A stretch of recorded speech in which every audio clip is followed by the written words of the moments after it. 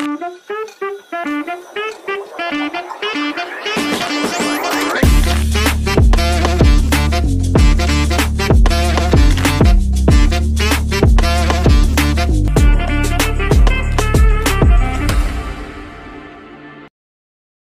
tadi beberapa waktu yang lalu kita telah mendengarkan orasi-orasi dan lain sebagainya. Kita mungkin langsung saja masuk ke. Jadi kita di sini menyajikan beberapa topik pembahasan yang menarik. Mulai dari yang pertama ada demokrasi, yang kedua ada birokrasi, yang ketiga ada kekerasan seksual, dan yang keempat ada pemirama itu sendiri.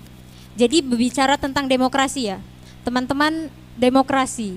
Oke, Kak Olin, sebenarnya demokrasi itu menurut saya ya, secara etimologi ya berasal dari dua kata bahasa Yunani, yaitu demos dan kratos.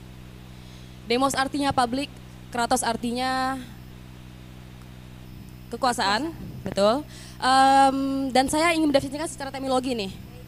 Mungkin sederhananya ya demokrasi itu ya public of power, kekuatan publik.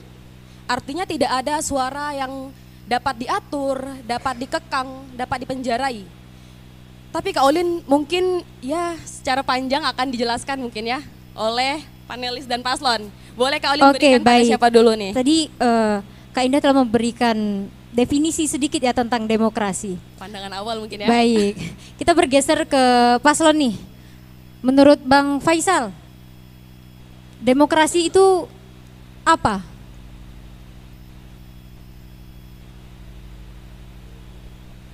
Tes. Baik, terima kasih. Demokrasi kalau misalnya kita ngebaca secara epistemologi dan lain sebagainya itu kan panjang sebenarnya.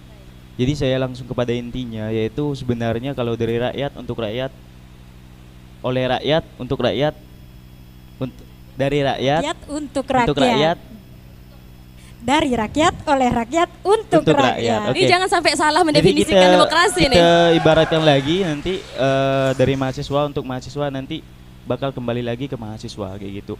Makanya saya berpesan nanti kepada mahasiswa, demokrasi di tahun ini sudah hidup. Nah, demokrasi sudah hidup. Tinggal mahasiswa nanti bagaimana nanti pestanya untuk menyambut. Itu pesta demokrasi tidak bisa dipisahkan dari dua hal itu. Artinya kalau ada demokrasi, terutama ada pestanya. Mahasiswa juga berhak untuk memilih salah satu pemimpin. Suara kalian itu adalah suara emas.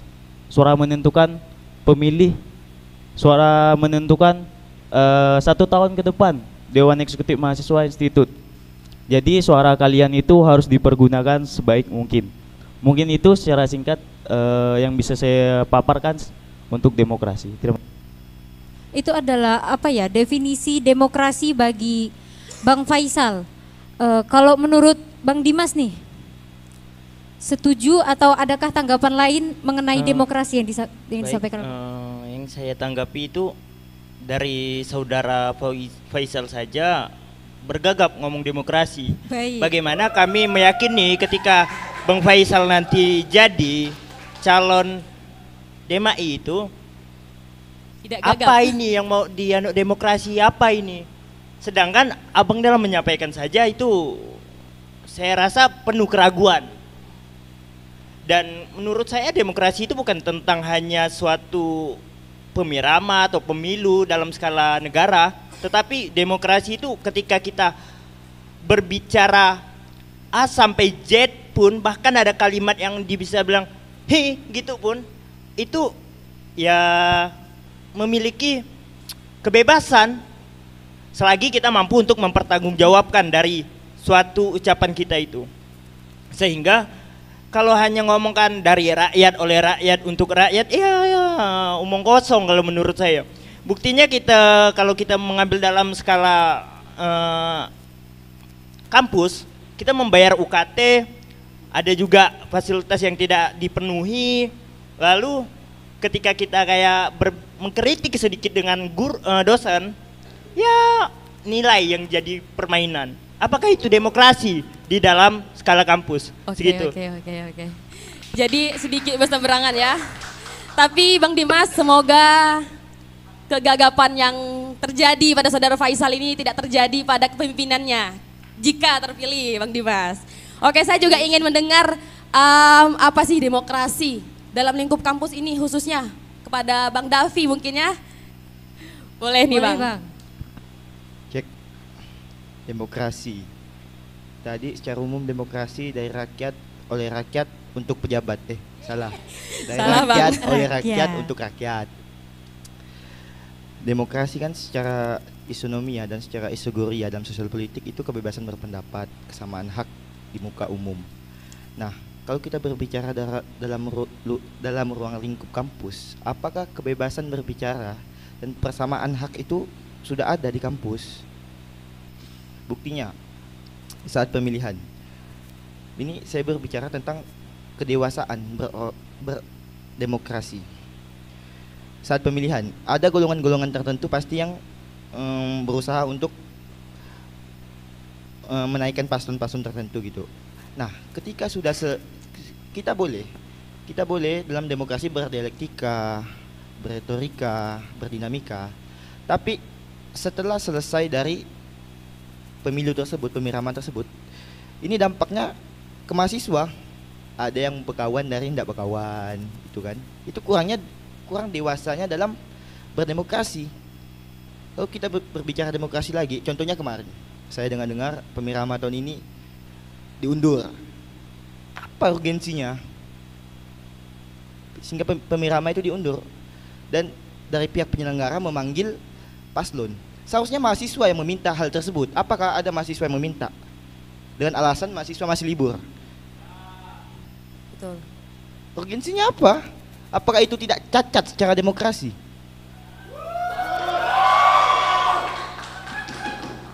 Cacat.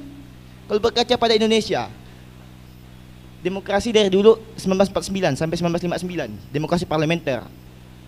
Kita memilih DPR dan DPR membentuk parlemen membentuk kabinet. Dan situ juga terjadi ketimpangan demokrasi karena hak mayoritas dari partai, karena di situ diterapkan sistem multi partai. Jadi partai yang memiliki mayoritas itu berhak mencopot kabinet. Demokrasi terpimpin 1959 sampai 1966. Presiden memiliki hak penuh sebagai dewa. Apakah itu mencerminkan demokrasi? Sehingga terjadinya pemberontakan PKI, Nasakom, muncul Tritura, 3 tuntutan rakyat.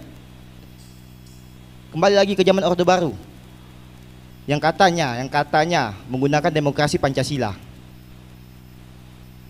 Di mananya demokrasi Pancasila? Dengan tidak mengimplementasikan Pancasila kelima, keadilan sosial bagi rakyat Indonesia, kebebasan hak dibatasi, munculnya KKN, bukan kuliah kerja nyata ya, kolusi, korupsi, nepotisme. Setelah Soeharto dan antek-anteknya turun, kembali lagi ke zaman demokrasi Pancasila dengan masa reformasi, sama saja. Apa? Mau contoh? Kasus antar suku, kasus itu yang antar agama terjadi di Poso. Munculnya politik identitas, politik agama dengan membakso kuras, sehingga munculnya oligarki. Munculnya kalau bisa dibilang demagogi. Apa itu demagogi? Seorang pemimpin yang pandai berretorika, berdialektika, itu dapat mempengaruhi opini publik, dapat memutarbalikkan opini publik, sehingga kita sebagai pemilih-pemilih yang tidak terdidik dan tidak terinformasi itu mudah dipercaya.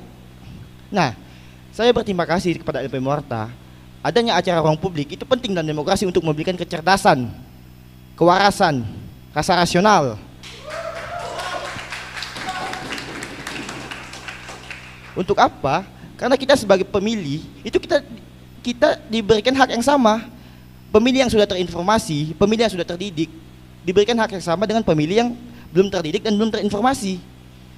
Ini akan, kalau seperti itu akan memunculkan oligarki. Dengan dalam sistem masyarakat, kalau bicara Indonesia, karena akan memunculkan yang namanya itu tirani mayoritas. Mayoritas membuat kebijakan sesuka hatinya tanpa memperhatikan nilai-nilai keadilan bagi kaum minoritas. Nah, kalau kita kembali ke ruang lingkup kampus, saya tahu kalian pasti memakai sistem partai cuma tidak terlihat di kampus. Partai-partaian Bang. Iya, partai-partaian.